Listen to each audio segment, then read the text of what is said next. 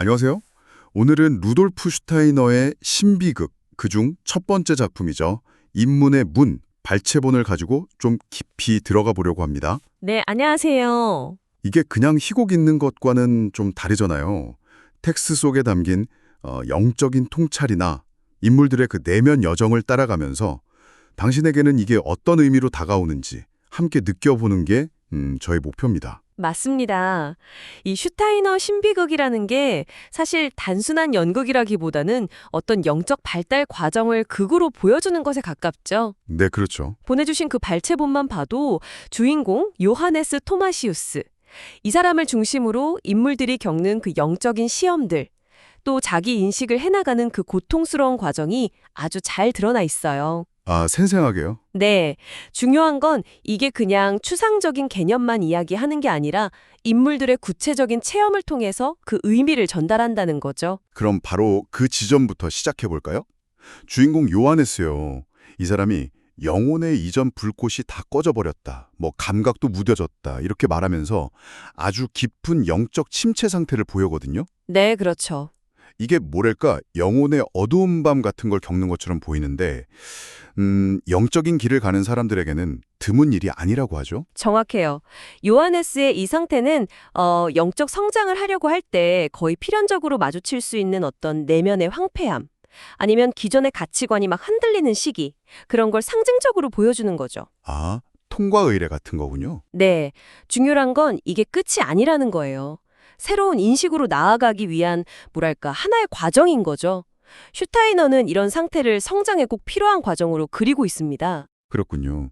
그런데 또 모두가 이런 내면의 여정을 막 긍정적으로만 보는 건 아니잖아요. 물론이죠. 그 카페지우스라는 인물이 나오는데 이 사람은 철저하게 이성적이고 경험적인 증명 이런 걸 요구하면서 요하네스의 영적 탐구를 그냥 몽상가의 꿈 아니냐 이렇게 치부해버리거든요. 네, 슈베르모트로이메라고 하죠. 혹시 당신도 살면서 이런 이성적인 목소리랑 또 내 안에 어떤 영적인 갈망 사이에서 좀 고민해 본 적 있으신가요? 이 극이 딱 그 지점을 건드리는 것 같아요. 있죠. 누구나 그럴 수 있죠. 이 카페지오스는 과학적인 사고방식, 또 현실주의, 이걸 대변하는 아주 중요한 인물이에요. 네. 그의 어떤 회의적인 태도가 요하네스가 겪는 영적 체험의 진정성을 오히려 시험하는 역할을 하는 거죠. 아, 그런 장치군요. 네. 그래서 이 극은 어느 한쪽이 맞다, 틀리다 이렇게 말하기보다는 이 두 관점 사이의 어떤 긴장감 속에서 인간이 어떻게 자기 길을 찾아가는지 그걸 보여주려는 것 같습니다. 그 내적 체험의 구체적인 예로 아까 말씀하신 요하네스가 명상 중에 듣는 그 목소리 있잖아요. 오 인간이여 그래 자신을 알라. 네, 오맨 셜 케네디. 그리고 자신의 또 다른 모습, 그 도플갱어랑 만나는 장면. 아, 이거 정말 충격적이면서도 상징적인 것 같아요. 그렇죠. 여기서 도플갱어는 그냥 또 다른 나라기보다는요. 뭐랄까, 개인이 평소에 외면하거나 억누르고 있던 자신의 어두운 면들, 아니면 해결되지 않은 과거의 어떤 카르마적 결과들, 이런 걸 인격화한 존재로 봐야 해요. 아, 단순히 분신이 아니군요. 네, 예를 들어 요하네스의 도플갱어가 과거에 그가 상처 줬던 여성의 고통을 대변하면서 나타나거든요. 그러니까 결국 자신을 알라는 건 바로 이런 어두운 부분까지도 정면으로 마주하고 통합하라는 요구인 셈이죠. 와, 정말 고통스럽지만 피할 수 없는 과정이겠네요. 맞습니다. 그런 내면의 갈등 말고도 그 루치페르랑 아리만이라는 초월적인 존재들도 인간 영혼에 영향을 미치는 걸로 나오잖아요. 네네. 이 존재들은 어떤 힘을 상징하는 건가요? 이게 슈타이너가 제시하는 아주 핵심적인 통찰 중 하나인데요. 영적인 길에서 우리를 벗어나게 하는 유혹이 하나만 있는 게 아니라는 거예요. 아, 두 가지 방향성이군요. 그렇죠. 루치페르는 교만이나 환상 아니면 너무 성급하게 영적으로 되려는 마음 같은 걸 부추겨서 현실에서 붕뜨게 만들려고 하고요. 반대로 아리마는 극단적인 물질주의, 냉담함, 아주 경직된 사고 이런 걸로 영혼을 감각세계에 딱 묶어두려고 하죠. 양극단이네요. 네. 그래서 진정한 영적 발전은 이 양극단의 유혹 사이에서 우리가 의식적으로 균형을 찾아 나가는데 있다는 그런 메시지를 던지고 있습니다. 그렇군요. 그리고 과거의 삶과 현재의 관계, 이런 걸 다루는 카르마나 윤회 사상도 좀 중요하게 배경에 깔려 있는 것 같아요. 그 마리아랑 요하네스의 관계처럼요. 네, 맞아요. 그 베네딕투스라는 인물이 마리아에게 얘기하는 장면이 있죠. 요하네스가 영적인 진리를 얻을 수 있었던 이유가 바로 감각 세계에서 이미 그녀, 즉 마리아와 깊은 존재로서 연결되어 있었기 때문이다. 이렇게 말하거든요. 아, 과거생의 인연이군요. 네. 그러니까 지금 겪는 영적인 과제나 능력 같은 게 그냥 딱 떨어진 게 아니라 과거의 여러 생애들로부터 쭉 이어져 온 결과라는 관점이죠.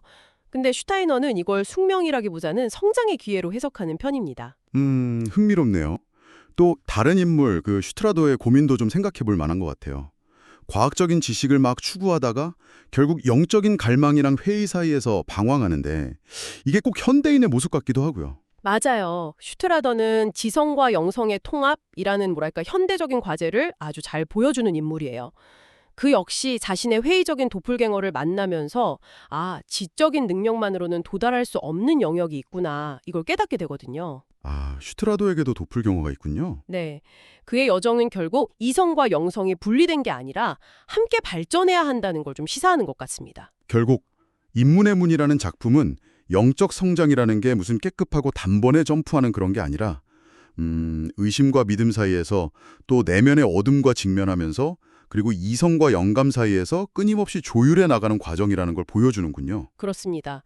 그래서 그 후반부에 가면 자신을 알라는 그 요청이 오 인간이여 너 자신을 체험하라. 오 맨슈 엘레베디는 좀 더 깊은 차원의 깨달음으로 나아갈 가능성을 실적 보여주죠. 아, 체험하라. 단순히 아는 걸 넘어서는 거네요. 네, 단순한 지적 인식을 넘어선 삶 전체를 통한 어떤 체화, 실존적인 경험의 중요성을 강조하는 거라고 볼 수 있습니다. 오늘 슈타이너의 인문의 문 발췌본을 통해서 영적 탐구의 복잡하고도 또 심오한 여러 모습들을 함께 살펴봤습니다. 인물들의 고뇌나 성찰이 당신의 내면에도 어떤 질문을 던졌을 것 같아요. 네, 어쩌면 당신 안에도 논리적인 카페지우스와 영적인 갈망을 지닌 요하네스가 함께 살고 있을지도 모르죠. 진정한 자기 이해, 더 나아가서 자기 체험에 이르기 위해서 당신은 무엇을 기꺼이 마주할 준비가 되어 있으신가요? 이 이야기 속 인물들이 씨름하는 모습이 당신의 여정에 어떤 생각거리를 남기는지 잠시 곱씹어보는 시간을 가져보시는 건 어떨까 싶습니다. 저희는 다음에 또 다른 흥미로운 탐구로 찾아뵙겠습니다. 네, 감사합니다.